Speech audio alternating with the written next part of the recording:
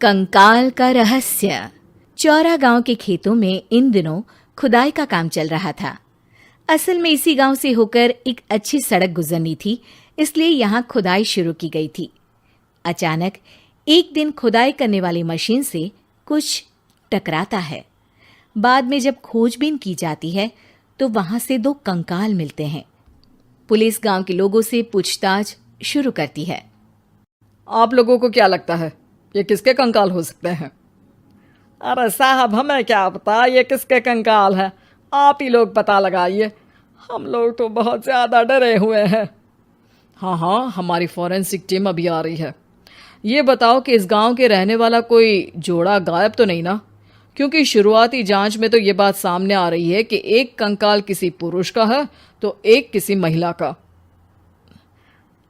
साहब, हमें तो बहुत डर लग रहा है। ऐसे कंकाल मिलने का मतलब गांव के आसपास ही किसी की हत्या हुई है या फिर किसी को जलाकर मार डाला गया है। हाँ साहब, हम अपने परिवार को लेकर बहुत ही ज़्यादा परेशान हैं। देखिए, आप लोगों की परेशानी हम समझ सकते हैं, लेकिन आप लोगों को पुलिस का सहयोग करना होगा, क्योंकि आपके सहयोग के बगैर हम ये पता नहीं लगा सकते हैं कि आखिर ये किसके कंकाल है और इनकी हत्या किसने की। ठीक है साहब, गांव के लोग आपका पूरा सहयोग करेंगे। हाँ साहब, पूरा सहयोग करेंगे। तो फिर ठीक है, हम अपनी जांच शुरू कर देते हैं। कुछ दिन बाद जांच रिपोर्ट आ जाती है। पता चलता है कि ये कंकाल करीब 20 साल पुराने हैं, यानी 20 साल पहले किसी जोड़े की हत्या कर शव को यहाँ पर दबा दिया गया था। इंस्पेक्टर राघव, ये बताओ कि 20 साल पहले की मर्डर मिस्ट्री क्या अब सुलझ सकती है? हाँ सर, क्यों नहीं। लेकिन अब सबूत और गवाह काफी मिट गए होंगे। मुश्किल तो होगी, लेकिन शायद किसी परिवार को इंसाफ मिल सके। इंस्पेक्टर राघव, आप बिल्कुल सही कह रहे हैं। किसी परिवार को तो इंसाफ मिलेगा ही और किसी को उसके किए की सजा भी मिलेगी। जी सर, मैंने तो जांच शुरू भी कर दी है। 20 साल पहले इस गांव के 2 जोड़े अचानक कहीं गायब हो गए थे। मैंने दोनों ही परिवारों के बाकी के सदस्यों से बातचीत शुरू की तो उन्होंने बताया कि उनके बच्चे शहर गए थे, लेकिन आज तक वापस नहीं लौटे हैं। लेकिन ये दोनों शव किस परिवार के सदस्यों के हैं, ये कैसे पता चल सकेगा? सर, मैंने डीएनए टेस्ट करवा लिया है। आज शाम तक इसकी रिपोर्ट भी आ जाएगी। अच्छा, ठीक है। उसी शाम को सर, डीएनए रिपोर्ट के मुताबिक ये दोनों ही लाशें चौरा गांव के रहने वाले प्रधान सुल्तान सिंह के बेटे और बहू की है। लेकिन इनकी हत्याएं किसने की है, ये कैसे पता लगेगा? इसी का तो पता लगाने की कोशिश में जुटा हूं सर। आज सुल्तान सिंह से मिलने भी जा रहा हूं। मेरा बेटा और बहू तो मेरे लिए सिर्फ यादों में ही रह गए थे। हमें उनकी लाशें तक नहीं मिल सकी थी। आज 20 साल बाद उनके कंकाल मिले हैं। मैं अब किसके लिए जीऊं?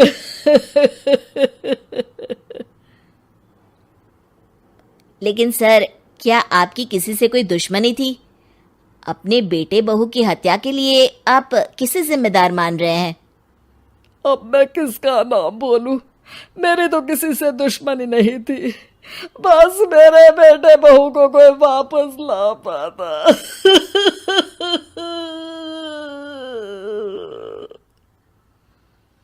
इसके बाद सुल्तान सिंह फूट फूट कर रोना शुरू कर देते हैं। सर, अब आप इनका अंतिम संस्कार करवा सकते हैं। कम से कम इनका शरीर ना सही, इनका कंकाल तो आपको मिला है। लेकिन हाँ, अगर आपको कुछ भी याद आए तो ज़रूर बताइएगा। मेरी तो बेटा अब उम्र हो गई है, लेकिन मेरे बेटे और बहू के हत्यारों का ज़रूर पता लगाइएगा, क्योंकि जब तक हत्यारे पकड़े नहीं जाएंगे मेरा मन नहीं मानेगा। सर, हमारी पूरी कोशिश रहेगी हत्यारे को पकड़ने की। लेकिन एक बात बताइए, उस वक्त आपको किस पर शक गया था? उस वक्त मेरे एक ड्राइवर को पकड़ा गया था, लेकिन सबूतों के अभाव में उसे छोड़ दिया गया था। अच्छा, और ड्राइवर पर कैसे शक हुआ था? क्योंकि उस दिन ड्राइवर छुट्टी पर था। उस समय लेकिन लाश क्यों नहीं मिल सकी थी? उस वक्त पुलिस ने बहुत कोशिश की थी, लेकिन दोनों की डेड बॉडी नहीं मिल सकी थी। ठीक है, हमारी तफ्तीश चल रही है, मैं फिर आऊंगा। इसके बाद इंस्पेक्टर वहां से चला जाता है और सुल्तान सिंह अपने बेटे और बहू की याद में खो जाते हैं। कुछ दिन बाद सुल्तान सर, एक बात बताइए, जब आपके बेटे बहू की हत्या हुई थी, उसी के आसपास आपके ही गांव का रहने वाला एक और जोड़ा उसी वक्त गायब हो गया था ना? हाँ सर, अलका और अभिषेक, वो भी मेरे बच्चों जैसे ही थे। तो फिर वो कहाँ है? उनका भी आज तक पता नहीं चल सका, लेकिन बताते हैं कि कुछ साल पहले अभिषेक को गांव के ही किसी आदमी ने मुंबई में देखा था, लेकिन फिर वो गायब हो गया।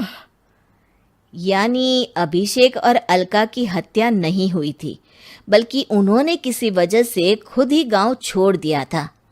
हाँ, हो सकता है, क्योंकि अभिषेक मेरे बेटे संतोष का अच्छा दोस्त था और उसका मेरे घर भी आना जाना लगा रहता था। हो सकता है कि उसने मेरे बेटे और बहू के बारे में सुन लिया हो और ये गांव छोड़ दिया हो सकता है। उनके परिवार का कोई अब नहीं रहता क्या इस गांव में? अब तो कोई नहीं रहता। एक चाचा थे, लेकिन उन्होंने भी अपना पुश्तैनी मकान बेच दिया है। वो भी अब कहीं शहर में ही बस गए हैं। ओह, अभिषेक और अलका के बारे में भी पता लगाना होगा। हो सकता है कि वही इस हत्या के बारे में कुछ बता सके। हो तो सकता है, लेकिन वो बेचारे तो खुद ही वक्त के मारे थे, वो क्या बताएंगे। फिर भी सर, जब केस दोबारा खुला है तो जांच तो करनी ही पड़ेगी, और इस बार तो लाशें भी बरामद हुई है।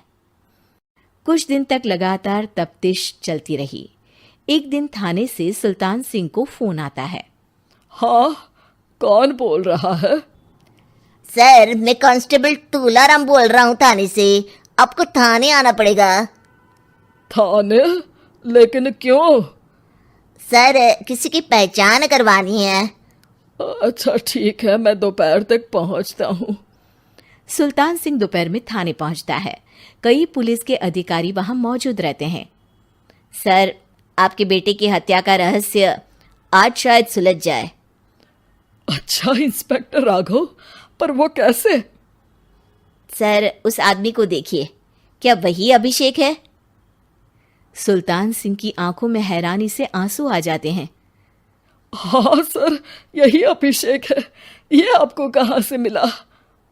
सिर्फ अभिषेक ही नहीं, बल्कि इसकी पत्नी अलका भी इसके साथ है। मैडम, जरा अभिषेक की पत्नी को लाइए। जैसे ही अलका को पेश किया जाता है, सुल्तान सिंह जमीन पर गिर जाते हैं। सुल्तान सर, क्या हुआ आपको? आप अलका को देखकर गिर क्यों गए? सुल्तान सिंह सर पकड़कर बैठ जाते हैं। ये अलका नहीं, बल्कि ये तो मेरी बहू रितु है। पूरा थाना एक दूसरे का मुंह देखने लगता है। क्या? इसके बाद हर किसी को दो कंकाल और हत्या का रहस्य समझ में आ गया। अभिषेक और रितु ने मिलकर संतोष और अलका की हत्या की थी और लाश को जमीन के नीचे दबा दिया था। आज 20 साल बाद इस हत्या का रहस्य खुल सका था कि अवैध प्रेम संबंध में 2 मासूमों की जान गई थी।